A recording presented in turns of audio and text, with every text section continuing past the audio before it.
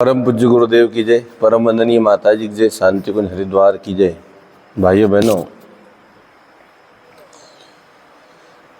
सच्चा यज्ञ,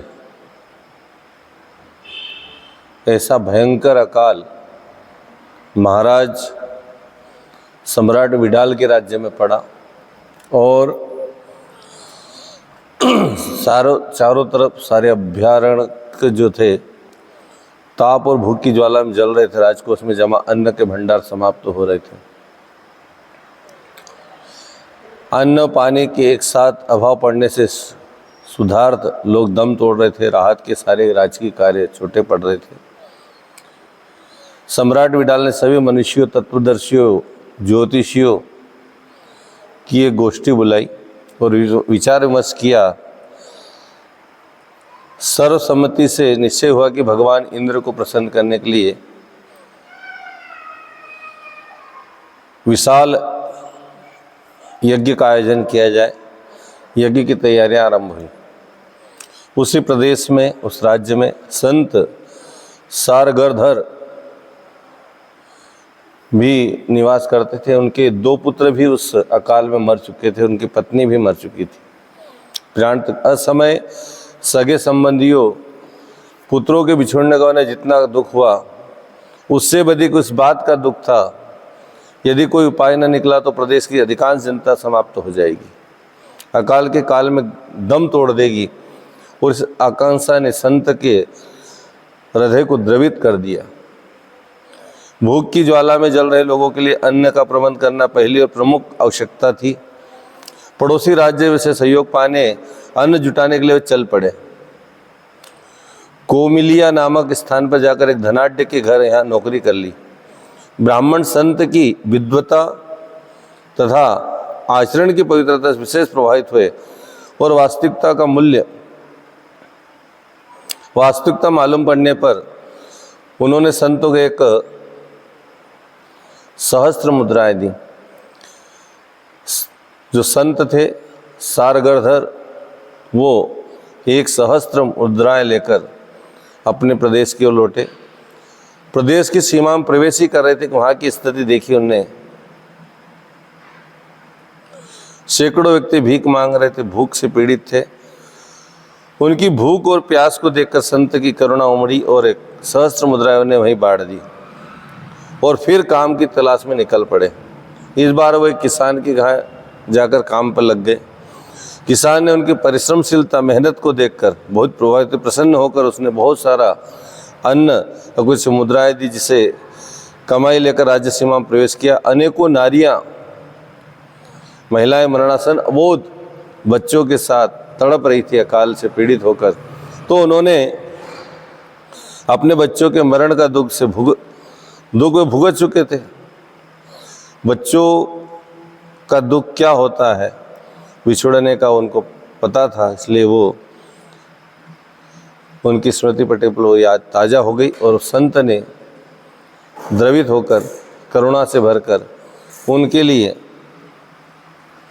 सारे वो अन्न और मुद्राएं वहाँ बांट दी। बिना विलंब किए उन्होंने फिर से धन कमाने के लिए, पीड़ित मानवता के दुख को दूर करने के लिए वो संत निकल पड़े। इस बार वो एक चांडाल के घर काम पर लगे और उन्हें वहाँ पर 5 रोटियां प्राप्त हुई, क्योंकि अकाल की स्थितियां बढ़ती ही जा रही थी। सारगर्धर संत जो है, इस बीच भूखे रखकर भी काम करना पड़ता था। रोटियां लेकर अपने घर वापस लौटे। जैसे गांव में पहुंचे, कारुणिक दृश्य देखा। एक पिता के 5 एक संतान, 5 पुत्र जो है 6 पुत्र। एक रोटी मिली और उस रोटी को लेकर वो झगड़ रहे थे आपस में। संत का हृदय फिर पिघल गया और अपने पास की जो 5 रोटियां थी उनने 5 को दे दी। भूखे रहे।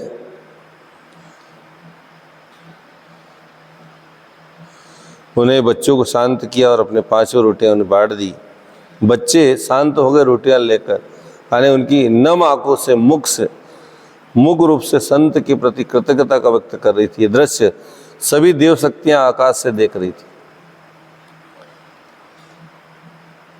और उसी क्षण आकाश में तेज ध्वनि बिजली कड़की, देखते ही देखते घनघोर घटाएं छाई और धरती पर झमाझम बारिश हो गई।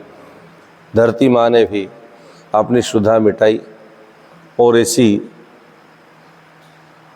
अकाल की स्थिति में जब इतना बारिश हुई तो धरती भी तृप्त हुई। उधर सम्राट विडाल के यहाँ यज्ञ की सभी तैयारियां पूर्ण हो चुकी थी। मंगल कलश स्थापित होने वाला था कि घनघोर बारिश जब प्रारंभ हुई तो इंद्रदेव का आह्वान किया गया। इंद्र को बुलाया आचार्य गणों ने। एकाक दृष्टि आरंभ हुई देखकर विद्वान आश्चर्यचकित हो। उन्होंने इंद्रदेव को स्तुति की और प्रकट हुए। आचार्य गणों ने सविनय प्रणाम पूछा, देवेश इस अप्रत्याशित कृपा का कारण क्या है? क्योंकि हम तो आपका यज्ञ कर रहे थे, इतने समय से अकाल चल रहा था, तो क्या कारण है? न तो हमने कोई वेद मंत्र बोले, न ऋचाएँ बोली, न कोई आह्वान किया, न आहुति डाली, फिर भी आपने वर्षा की, आपकी करुणा मेघ बनकर कैसे बरसने लगी? देव इंद्र मुस्कुराए बोले, देवताओं के राजा इंद्र ने कहा, हे ऋषियों, हे मनुष्यों, हे विद्वजनों, यज्ञ तो पूरा हो चुका है, आप किस यज्ञ की तैयारी कर रहे हैं? विद्वानों की सभा में सब खलबली मच गई। साहब, यज्ञ तो अभी कलश भी स्थापित नहीं हुआ, कोई मंत्रों का पाठ भी नहीं हुआ, यज्ञ कहाँ से पूरा होगा?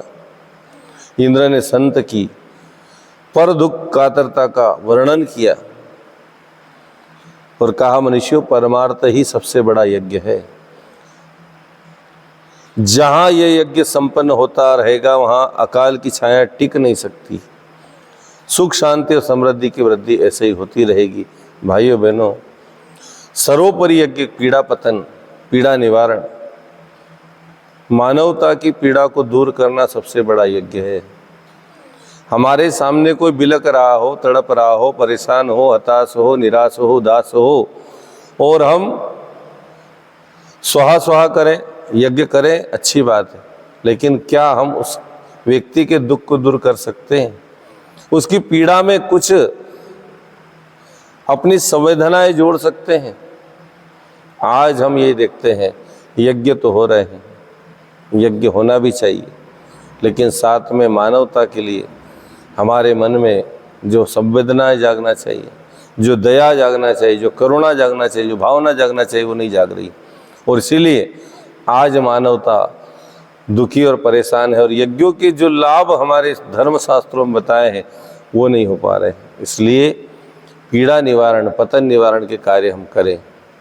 मानवता बिलक रही है, किसी रोते को हंसा दिया या उसके दुख में हम कुछ दुख को बटा लें तो भी हमारा यज्ञ हो जाएगा। भाइयों बहनों, असली यज्ञ है पीड़ा निवारण, सच्चा यज्ञ पीड़ा निवारण है। हम ऐसे यज्ञ संपन्न करें जिससे पीड़ित मानवता के दुख में कटौती हो पाए, मानवता को हंसने का अवसर प्राप्त हो जाए। ऐसा हम प्रयास करें, यही सच्चा यज्ञ है। आप सभी हमारे इस ज्ञान चर्चा में शामिल हो। हमारे YouTube चैनल प्रकाश मार्ग को लाइक करें, शेयर करें, सब्सक्राइब करें, ताकि ज्ञान चर्चा इसी प्रकार चलती रहे। आप सभी को सादर प्रणाम। ओम शांति।